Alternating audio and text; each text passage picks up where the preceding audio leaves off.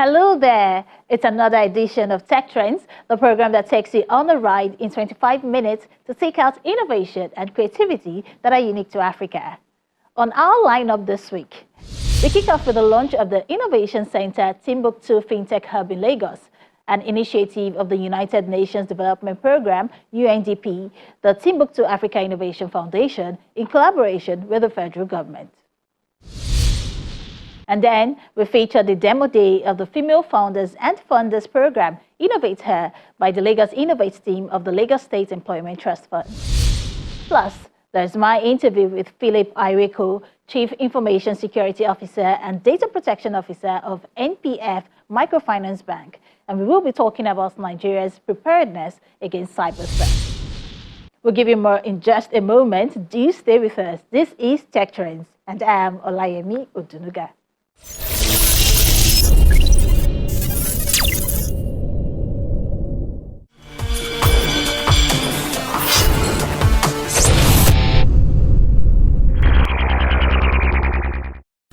Without change, there is no innovation, creativity, or incentive for improvement. Those who initiate change will have a better opportunity to manage the change that is inevitable. The United Nations Development Programme, UNDP, and the Timbuktu Africa Innovation Foundation, in collaboration with the federal government, have launched the Innovation Center Timbuktu FinTech Hub in Lagos as one of Timbuktu's 8 thematic hubs to be set up across Africa. Timbuktu FinTech Hub is the first Pan-African FinTech hub to be launched in Africa, marking a significant milestone in the continent's financial and technological landscape. By leveraging technology in the financial sector, the hub aims to address complex challenges and promote inclusive growth, accelerating sustainable development throughout the continent.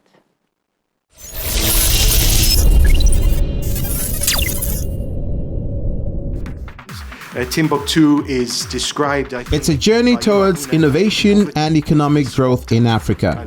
As the United Nations Development Programme, UNDP, in collaboration with the Timbuktu Africa Innovation Foundation and the federal government, are set to launch the first Pan-African FinTech Hub in Lagos. This move, starting in Lagos, aims to explore the potential of financial technology in driving financial inclusion and sustainable development in Africa. There is a sweet spot that we're looking for in Timbuktu. It is that spot where technology and talent meet financing and create impact. It is that world where industry, government, and universities converge to create life-changing opportunities for young Africans who are deserving of this opportunity. He here, the Vice Chancellor of Lagos University, who has extended her hand to work with us to connect university, academia, to the industry for the solutions that must be had through R&D. And there are many others across the continent. Timbuktu's vision includes establishing 8 thematic hubs across Africa. The former Vice President of Nigeria, Professor Yemi Osinbajo, who is the guardian of the Timbuktu Africa Innovation, gives insight into how this will strengthen the local and regional fintech ecosystem across the continent. The whole point is to create an ecosystem, practically in every country, that specializes in something. And then, of course, link up all individual ecosystems into one massive ecosystem for the whole of Africa. Then we intend to have a virtual hub as well. One that is, of course, borderless, creates opportunities across borders, and one where you can collaborate from wherever you are in Africa and indeed wherever you are in the world. I want to say congratulations to all of you for making the cut. But you know, this is a very small selection of the minds, adding to the excitement is the onboarding ceremony for the 2024 cohort of the FinTech Timbuktu Startup Accelerator Program.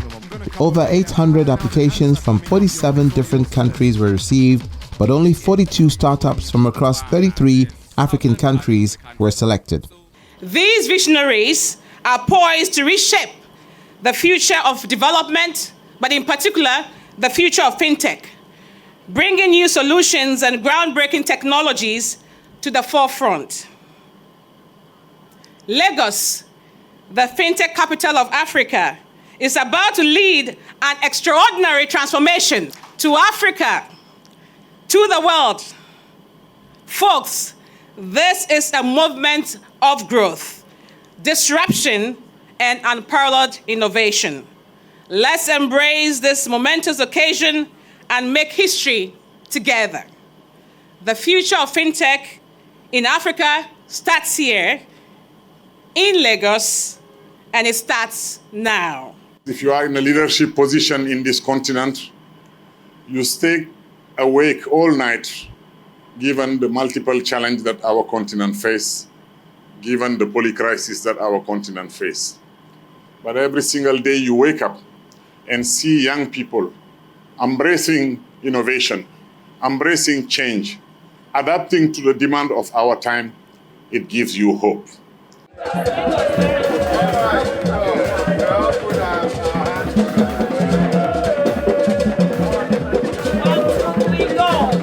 The launch of the Timbuktu FinTech Hub in Lagos heralds a new era of opportunities for fintech startups and a brighter future for the financial ecosystem in Africa. The program will support the startups by providing them with the necessary resources, mentorship, and exposure to scale their solutions. Female founders and female angel investors who have gone through an incubation program and a parallel acceleration program by the Lagos Innovate team of the Lagos State Employment Trust Fund are now ready to apply the knowledge they've gained for a more inclusive and diverse startup ecosystem. The program Innovate Her was developed to create an environment where female founders can confidently present their ideas to investors while also boosting the presence of credible female investors ready to back these ventures.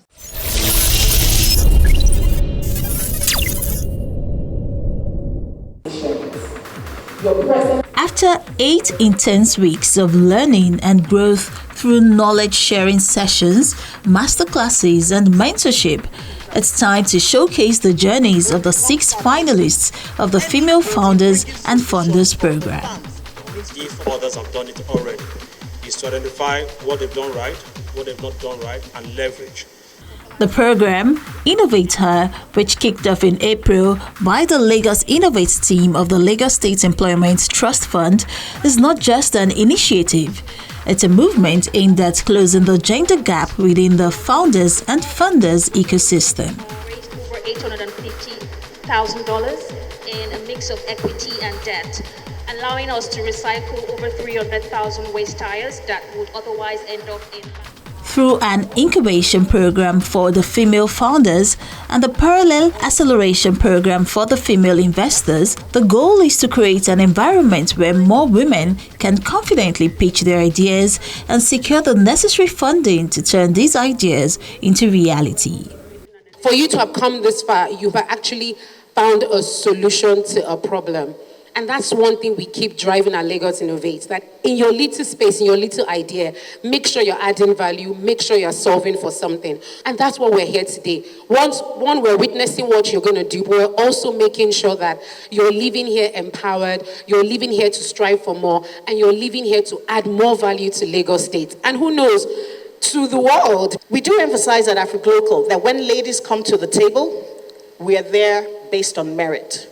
And hence the program was created to produce alums that will be grounded into the A to Z of investing. Launch application on the 10th of March. We were scared. If we've not had a lot of female founders in Idea Hub, how do we now get 20, 30 people to now become a cohort? But when God was on our side, we had 155 applications and we chose 21 of the best. So our founders, over 130 people wish they could be here today. For the funders, we had 76 applications, and we chose 22 of them to be funders. Now, for the interesting part, those funders came from outside Nigeria. We had funders from Botswana, we had funders from Zambia, we had funders from Maryland, United States, we had funders from Washington, D.C., and we had funders from Kigali in Rwanda. This showed us that the gap in the funders ecosystem is not just Nigeria. So maybe 2.0, we can scale this to the African continent. And we have 21 mentors who gave their time, who gave their expertise, and decided to pour themselves into our founders. So our masterclass facilitators, thank you very much for taking your time to provide 2 hours, if not 3 hours of your time, almost every week to these founders. From the session on Startup 101 to how to pitch, to finance. And these classes were not just theoretical. These are people who have been there, done that. And we said the class will be 1 hour, 30 minutes. And before we know it, we are still there at almost 3 hours. Questions and answers. To our facilitators, thank you very much.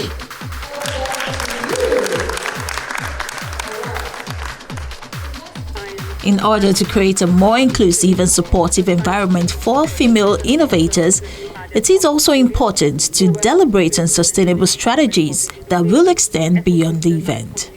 The female founder pitches, the atmosphere changes, the people sit up straighter, the place feels a bit more formal, and they start asking her, why do you think you will succeed?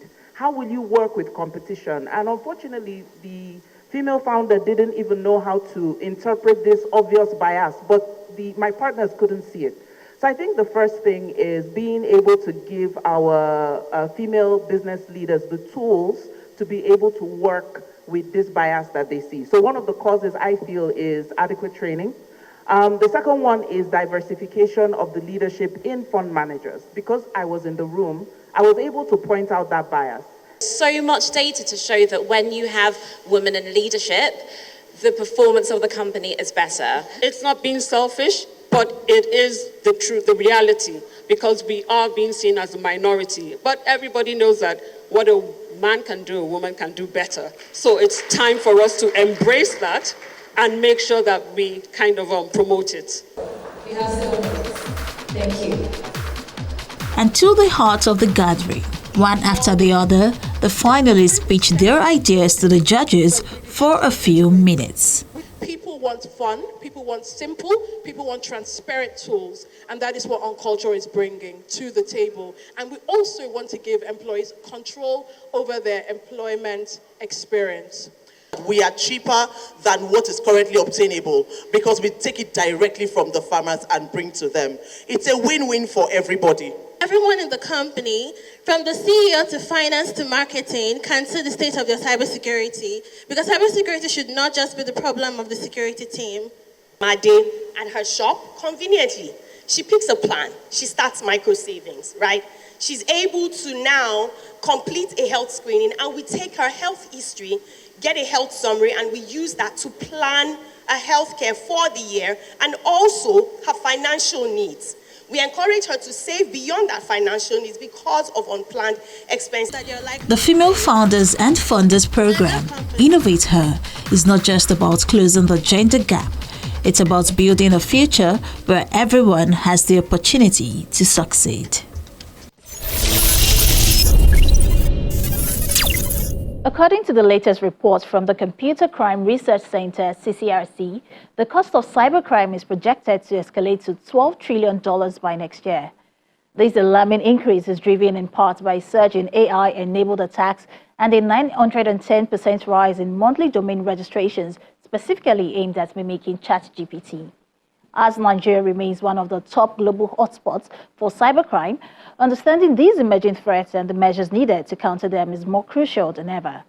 Philip Iweko, the Chief Information Security Officer and Data Protection Officer, NPF Microfinance Bank, joins me to discuss this further.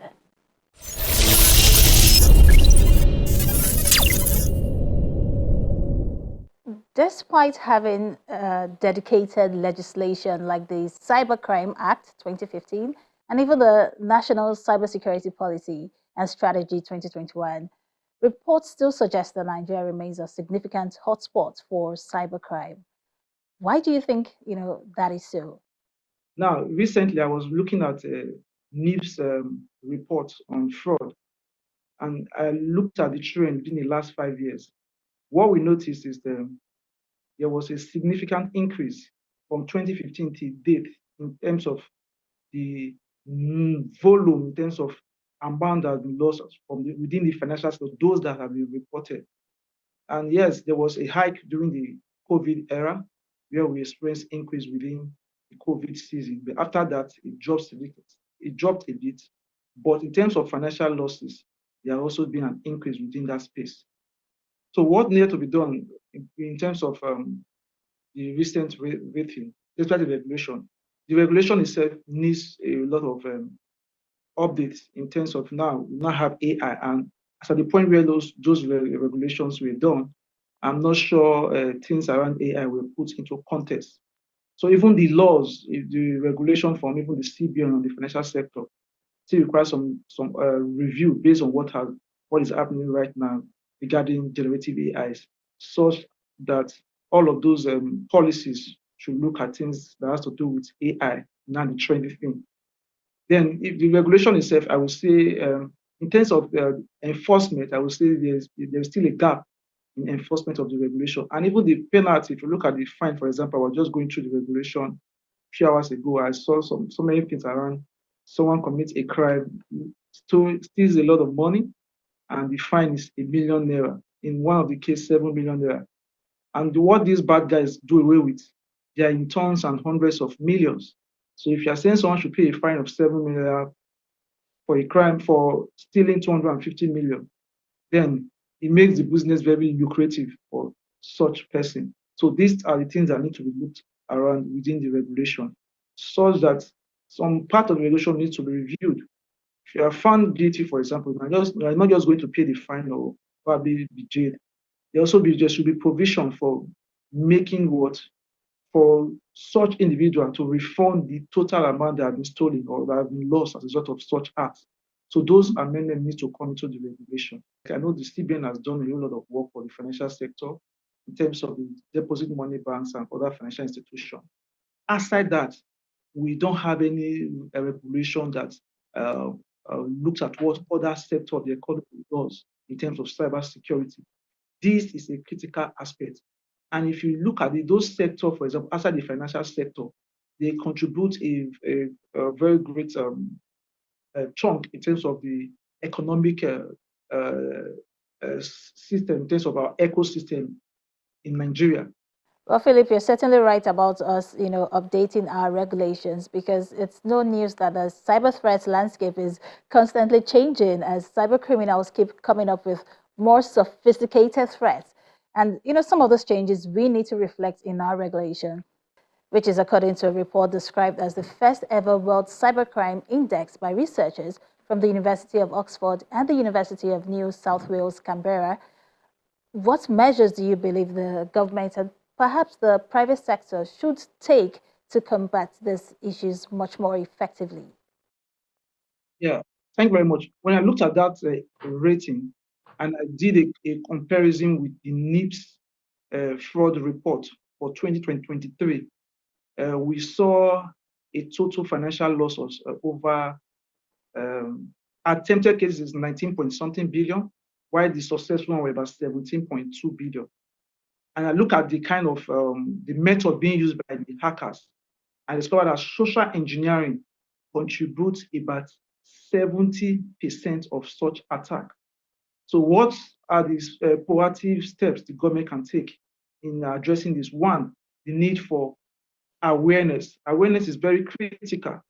Now we need to take cybersecurity awareness down to the grassroots. Why am I saying that? When I also did a comparison with the analysis in terms of the age gap that syndicate to all of these that are people who are affected by all of these cyber attacks, I discovered that the age gap is between, for those age gap between 5 to 19 is less than 6%. Those 45 and above have well over 60%. That's to let us know that that age group, meaning there's a lot of awareness that needs to be done. So we need to have awareness, one. Secondly, the Cybercrime Act, there are some critical elements here that talks about certain infrastructure that needed to be put in place, where we can have things like a national SOC, National Threat Intelligence Center, National Forensic Center, where institutions will begin to leverage on to make it easy for them to address cybersecurity issues. The truth of the matter is it's quite expensive in terms of putting infrastructure in place to address things around cybersecurity. And there must be a collaborative effort between government and the critical stakeholders within the various sector to address these needs. So what does that mean? We want to start looking at having things like local solution providers who can provide security solutions. And government need to support these initiatives. We can have things like innovation hubs that will have solutions. The reason for this is bearing in mind the FS, for example. If probably the solution I purchased last year with $1,000 is about 1.5 million, when FS was, let's say, 8,000, FS was 8,005. Now FS is at a particular rate. You see that the organization will be paying more. And that makes it difficult for them to implement more security solutions to address this issue because their costs would have gone up. But if these solutions are localized, for example, it makes it cheaper for the organization to improve their cybersecurity posture. So this is also a critical aspect. Then capacity building, you can't overemphasize that. Would you agree that perhaps if we could take an in-depth look at the research and where it mentions sources of cybercrime, such data could be quite helpful in strengthening our cybercrime prevention efforts? Yes, very, very important. So that was part of the analysis I did. When I saw the data, I did analysis, I did with that of the NIPS. And I also discovered that some of the fraud cases that, based on what reported from NIPS 2023, we also noticed that some of these cases were coming from countries like US, which was ranked #1 in that global index. And they had the highest number of cases of cybercrime that have been committed in Nigeria. I mean, we have traffic coming from such nations. So this kind of analysis, what it helps us do is to also look at within the various sector, based on what we have in place, what are the things that need to be strengthened, what are the things that need to be put in place, which I've also highlighted some. And these are just the basis of what should be done. So those indexes are very important, and it also serves as data for the government to put various infrastructure in place. And there has to also be a kind of deep dive into those analyses, where we need to start looking at what are the particular cases around all of those information, and how can we reduce that number. And if you look at the National Cybersecurity Strategy, for example, the implementation, it needs to move beyond just the national level. It needs to cross across the states and even the local governments, where each states will start having things like they should have a cybersecurity governing board, just like what Lagos State just did recently, who will start looking at things around cybersecurity in depth at the various level at the states. And if you also look at that index from NIPS report, it also shows the statistics of the state that has the highest cybercrime rates. And these are very useful data that will help in addressing cybercrime in Nigeria and also reducing the amount of losses we've experienced from cybercrime theft. But we cannot end this conversation without, talking about AI concern. Artificial intelligence is one technology which has been highlighted as an enabler for hackers, especially generative AI. Now, threat actors riding on the back of such technologies could make defense mechanisms ineffective. So how can such novel attacks be addressed? As much as generative AI has some loopholes, in terms of advantage, there's still an advantage in it. So one of the things that need to be done is, firstly, security solutions need to start leveraging AI in mitigating threats. Two, there has to also be a kind of policy around the usage of AI within the various institutions. So that is some of the proactive steps we have also done. Try to say, okay, based on what is happening around AI, we need to have a policy around. That is why I said the regulations of those strategy that was implemented years back need to be reviewed, so that concerns around AI should be put into consideration. Yeah, AI, like you mentioned, yes, it makes it easy for the bad guys, but it's also, in terms of learning, there's also the good side of it, and it also makes security operation much easier and also has a risk. So in using that, you have to look at the risk implication of AI and how it affects the various aspects, such that the disadvantage does not outweigh the advantage of using such technology. Well, thank you so much, Philip, for sharing your thoughts with us on tech trends. It was such a pleasure having you. Thank you very much.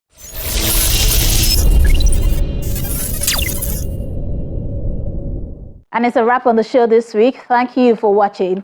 Just as always, we will continue to show you how startups, big techs, and inventful thinkers are crafting homegrown solutions using technology in the country. And if you missed any parts of the show, you can always catch up on the Channels TV YouTube accounts where we have all of our episodes. And as usual, I encourage you to watch, share, and like your favorite editions. For Tech Trends, I'm Olayemi Odunuga. See you next time.